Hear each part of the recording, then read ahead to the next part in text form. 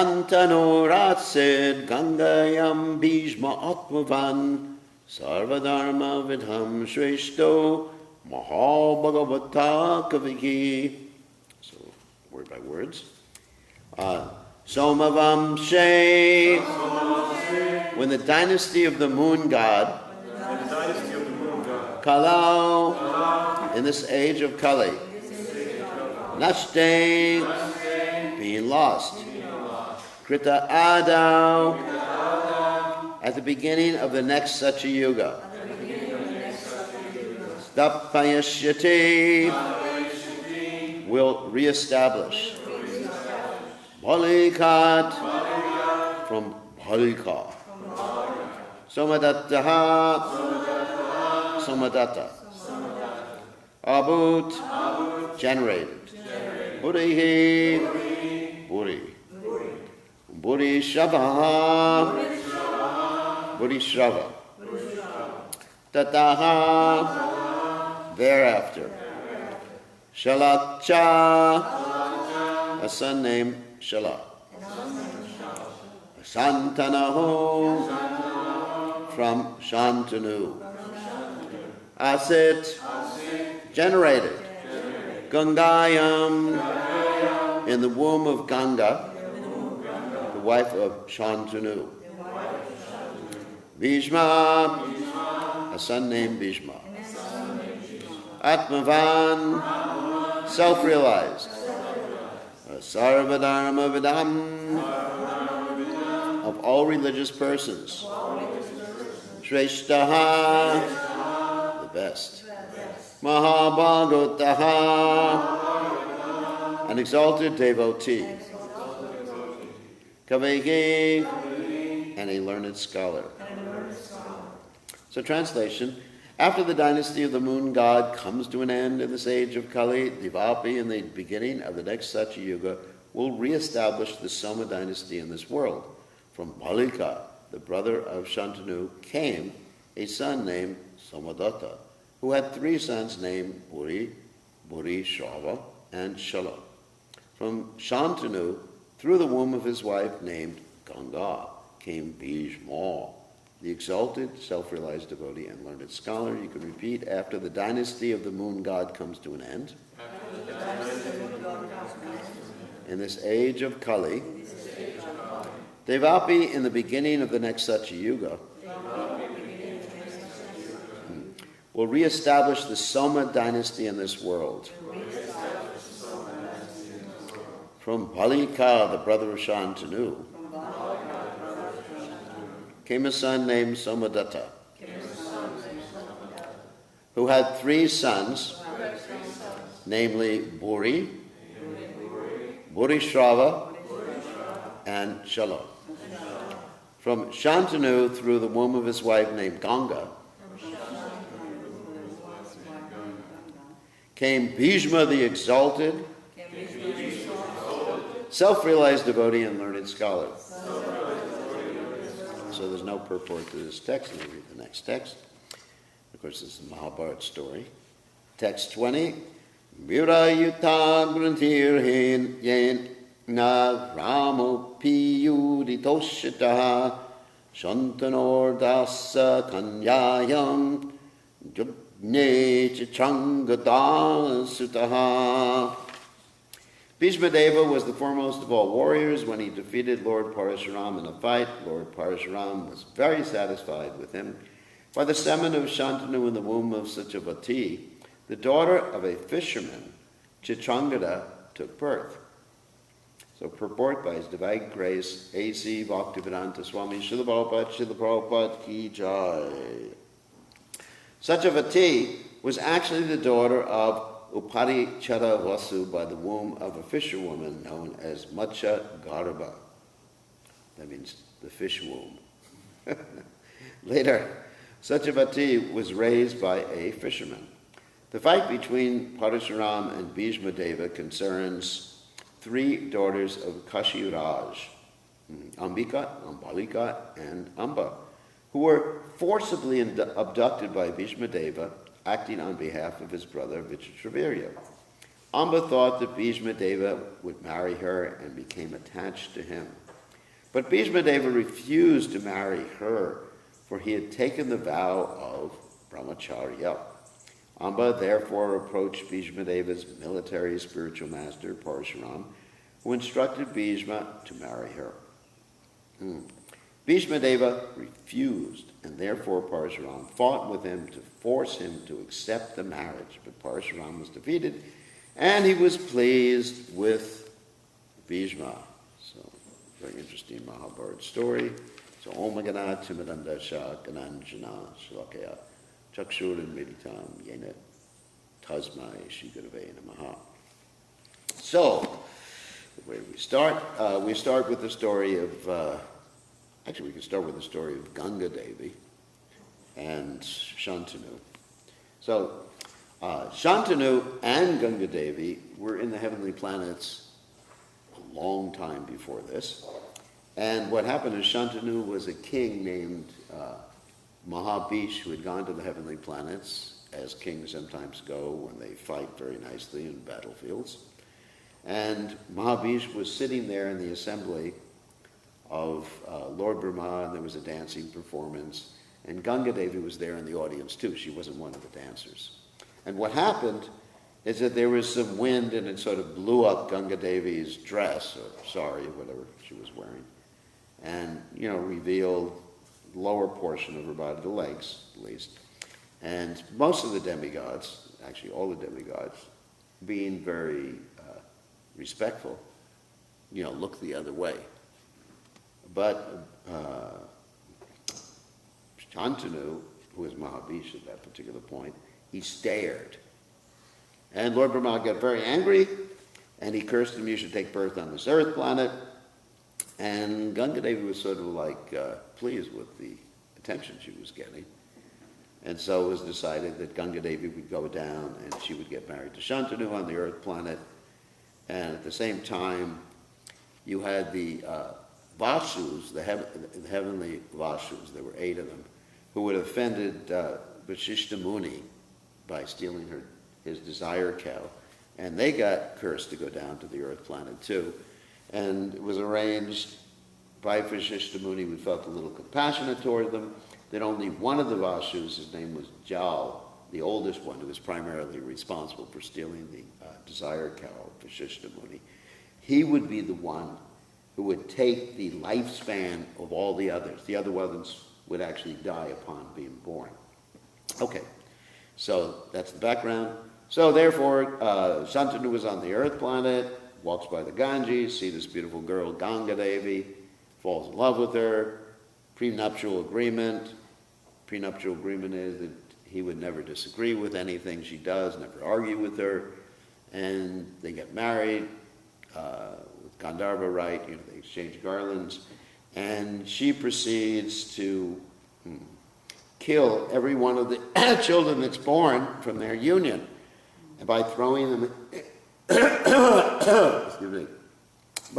into the Ganges River. 1, 2, 3, 4, 5, 6, 7. And when it gets to the 8th one, he just can't stand it anymore. He tells her, "Stop." She says, "Because you told me to stop, you disagreed with me, I'm out of here." Okay. So she also takes the kid. And that kid, of course, is Bhishma, who is one of the, as described in this verse, one of the great Mahajanas. In the previous verse, it's described Bhishma, the exalted, self-realized devotee and learned scholar. So she takes Bhishma with him, and Bhishma basically gets training while he's with her, and one of the types of training he gets is from his martial arts guru, who's named Parshuram, the warrior incarnation of the Supreme Personality of Godhead. Okay. So then he comes back, rejoins his father. So in the meantime, shortly before that, you had the king Vasu, who is mentioned here,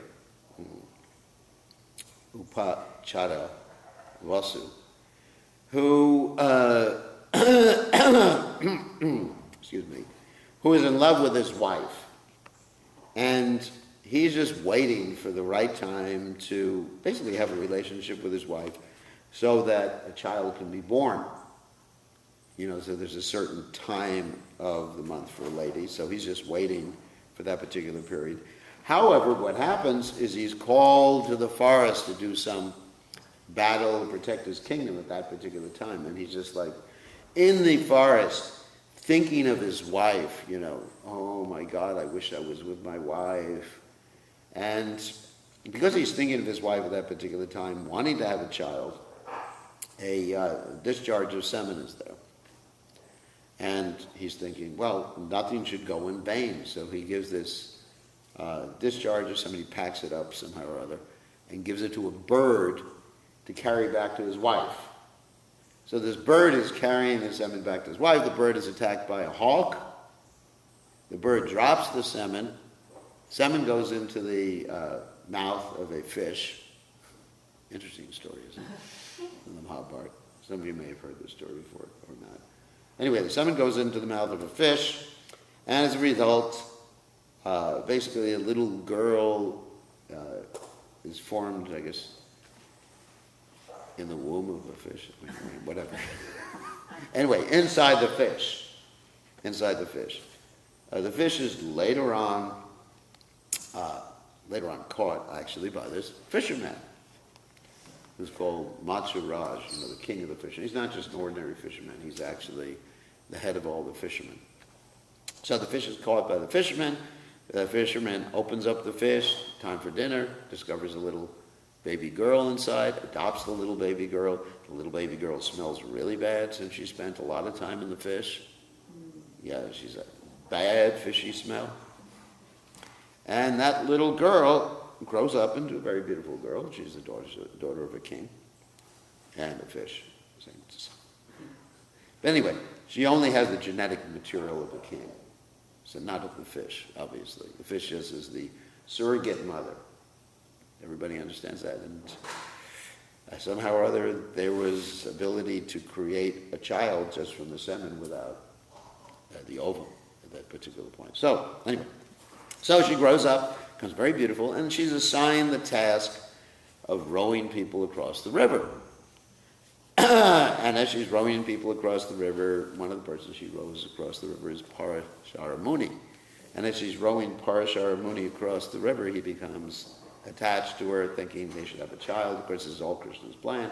He's a pure devotee, the Supreme Personality of Godhead. She says, no, it's not proper. He says, no, you'll remain a virgin even afterwards.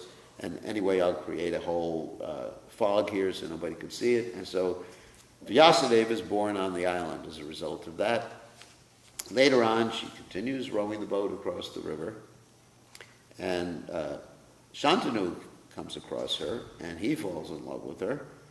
And basically, of course, Bhishma is actually with Shantanu at this particular point. Then what happens at this particular point is that the fisherman says to Shantanu, you cannot marry my daughter Satyavati unless she can become, or her child can become, the next king. And so Shantanu has already promised to Bhishma that he can become the next king. So he goes back to his kingdom, has a great depression. I mean, there's no antidepressants at that particular time. Bhishma comes across his father. He wonders what's happening with his father. Finally, the prime minister tells Bhishma that this is your father's problem. Bhishma goes to Satyavati's father and says to Satyavati's father, I'm renouncing the kingdom. And Satyavati's father said, well, that's all right, but your child may give Satyavati's child a problem. And so, therefore, Bhishma renounces even having a wife. He takes a vow of a Khanda brahmachari, 100% brahmachari. Okay. So then we're at this verse right here. So then Shantanu has two children by the womb of Satyavati. That's Chitrangada and Vichitravirya. And I think we're going to read later on in the next verse about what happened with Chitrangada. So we're not going to talk about that right now. So as far as Vichitravirya was concerned, Chitrangada had already died. He's the oldest son of Satyavati and Shantanu. And Vichitravirya, he was a little wimpy. Wimpy means, he couldn't get his own wife. Because the Kshatriyas at that particular time, they had to go out and do this whole swayamvara. Swayamvara actually means the lady picks her own, but she picks her own based upon observing the heroism of her prospective husband. Not that she just picks her own and she picks some wimp as a husband, because it's very important strategically, genetically, for the lady to marry someone who is heroic, so they'll have heroic children, so the heroic children can take over the kingdom. The reason for that is because when they had a fight, the king actually had to be at the forefront of the battlefield. And that way, people were reluctant to actually have wars. So anyway, it came time to get Vichitravirya a wife, and Vichitravirya couldn't do it himself. So Bhishma, or grandfather Bhishma, I don't know if he was a grandfather at this point, but anyway, he was Bhishma. Bhishma decided to get the wife or wives for his half-brother. Remember, Vichitravirya is the half-brother of Bhishma, because they both have the same father, but different mother. Bhishma's mother was Ganga Devi, and Satyavati was the mother of Vichitravirya. Okay. The reason why it was so important for them to get married was so there would be, the dynasty would continue, and so there would be a king. So anyway, Bhishma goes out and he goes to Kashi, the kingdom of Kashi, and right then there is a swayamvara for the three daughters of the king of Kashi, Ambika, Ambalika, and Amba. And it turns out that Amba, even though there's a swayamvara, was previously in love with Shalva, or Shalvaraj, the king of Shalva, whatever. And so nobody knew this. So anyway, so Bhishma shows up at the swayamvara, and basically the other kings that were there at the swayamvara start laughing at Bhishma. Why are they laughing at Bhishma? Because he's taken the vow of brahmacharya, and there he is competing for women. And so Bhishma doesn't take that very nicely, and he shows his martial arts at this particular point and says, I'm taking these three girls. And so while he's trying to take the three girls, Shalva starts to attack Bhishma because his wife is being taken away, his prospective wife, or promised wife is being taken away. So Shalva attacks Bhishma, and Bhishma doesn't really have any trouble. He just he sends Shalva into the bleachers. Basically, he basically just has to almost like just pull his arrow back in the bow and practically do nothing else, because Bhishma has been trained by Parshuram, and he's a great personality coming down from the heavenly planets. So Shalva is completely burnt out by this particular encounter. So Bhishma takes the three girls, Amba, Ambika, and Ambalika, back to Hastinapur, and says to his brother, now I have some wives for you. But Amba reveals that she's actually in love with Shalva, and Bhishma says, well, we understand that, we can send you back to Shalva. So he sends her back to Shalva with his blessings, saying, now you can marry Shalva because we understand you were previously in love, it wasn't proper for me to take you, I apologize. And Shalva says, no way, lady, you were taken by Bhishma.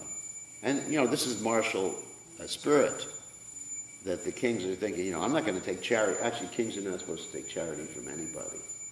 And so, here's this woman who he's in love with, and shows how fragile this love is. Anyway, he was previously in love, she was in love with him, and he says, I can't do it. It's against the Kshatriya honor, the Kshatriya code.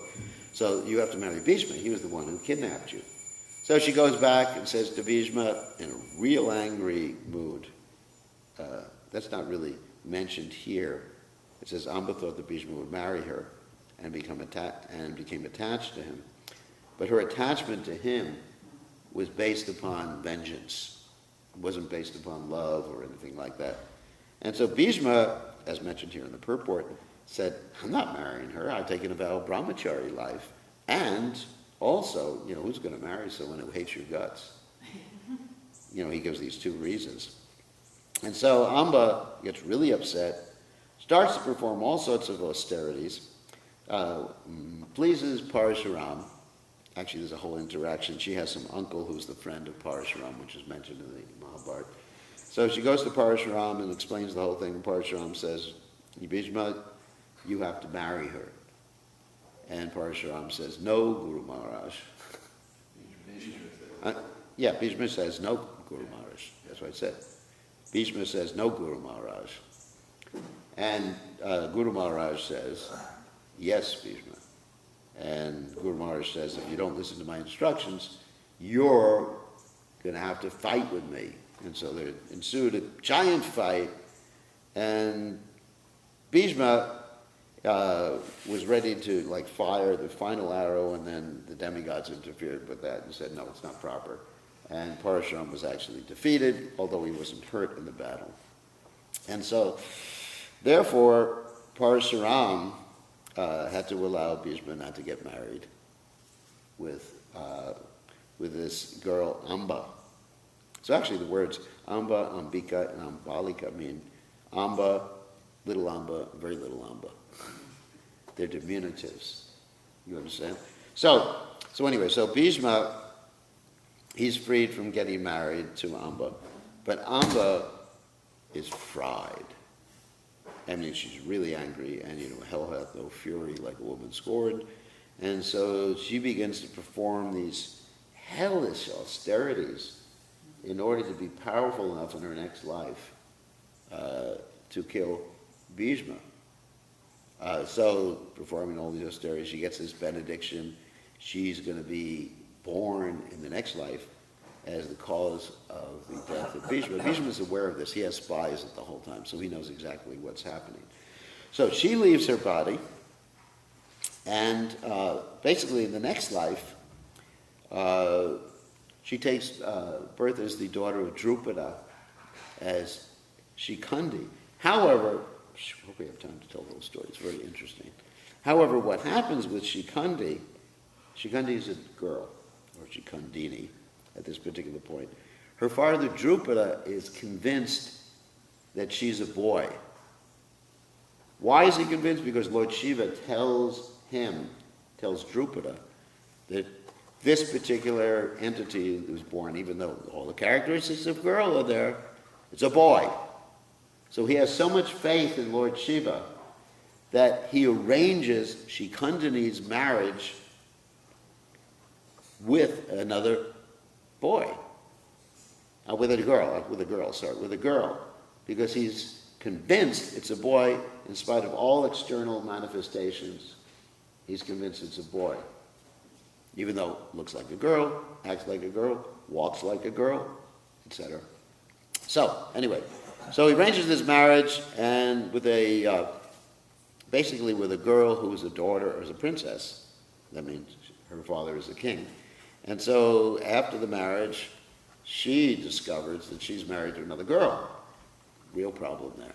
And so her father challenges Drupada and says, you've committed a great offense, you've offended me, therefore I'm going to attack you.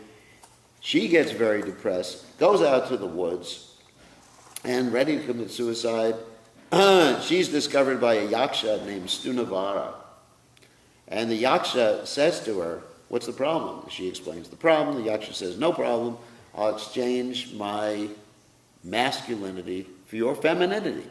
So she becomes Shikandi instead of Shikandini. She goes back to her father. Father's really happy.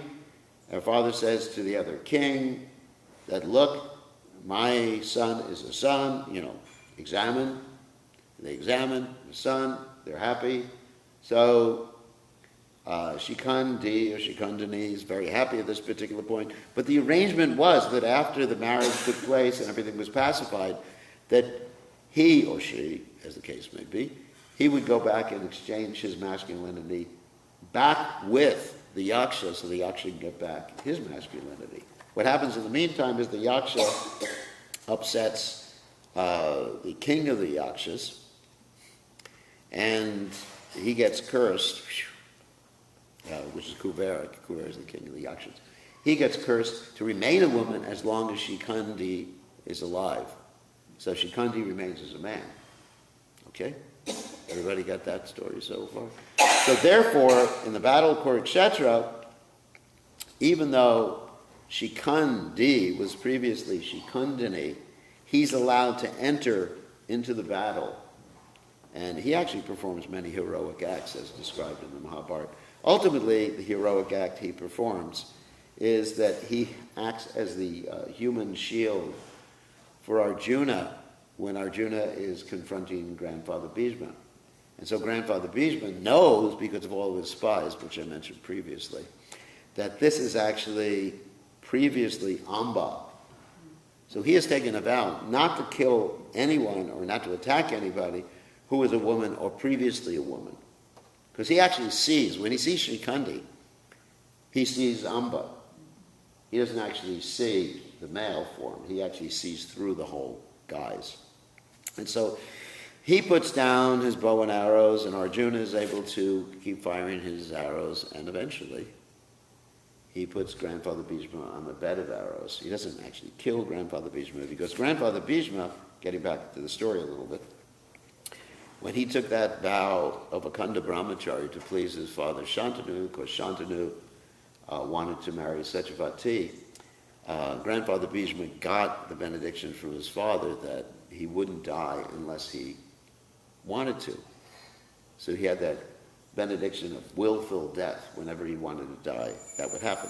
So Grandfather Bhishma decided not to die in spite of being filled with all the arrows in the bed of arrows in the battle of Kurukshetra, because he wanted to make sure that he had also taken a vow not to leave his body until Yudhisthira was actually in charge of the whole kingdom. In other words, his vow was to protect the kingdom. So he wanted to ensure that happened. So he stayed alive through the whole battle of Kurukshetra until the end, when the sun started to move to the north. That means after December about 23rd. You understand? You know, the winter solstice, when the sun starts to move to the north again. So anyway, when the sun starts to move to the north, that means the winter is gradually getting over. Of course, it's actually the first day of winter. But anyway, it starts to move to the north. And so Grandfather Bhishma did that, and this is the story of Grandfather Bhishma. Parasuram, Amba, Shikandi, and all that. And eventually Shikandi was killed, and therefore the Yaksha got back his masculinity. And that's the end of this particular story. And the story of Shatangada is told in the next verse or two. So we're not going to tell that story today. So any questions or comments? We got 3 more minutes. Actually, we told a lot of the Mahabharata. What about Vijayaviriya and how Ambika and Ambalika had children? Oh, Ambika and Ambalika, oh, that's... Yeah, I forgot about that one. So Ambika and Ambalika, Vijayaviriya, that's actually mentioned in the next verse, actually. Vijayaviriya actually was so much enamored by them, and he was so weak by constitution anyway, that he died before he was able to give them children.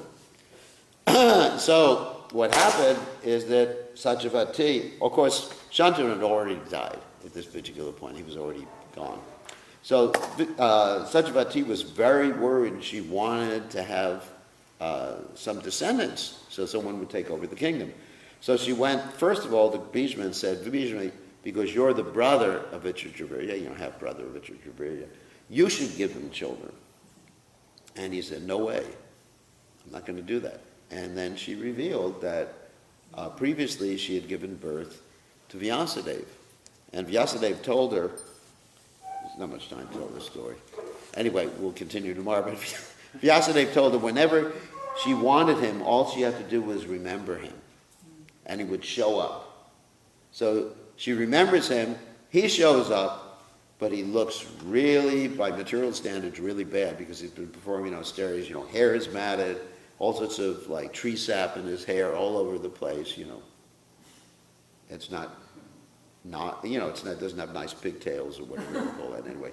So it looks really bad, really thin, he's emaciated, and she says, We'll wait till tomorrow. For the rest of the story. Tune in tomorrow. Tune in tomorrow for the rest of the story. But this is the story of the Mahabharata story. Okay, all glories, His Divine Grace, Srila Prabhupada, Srila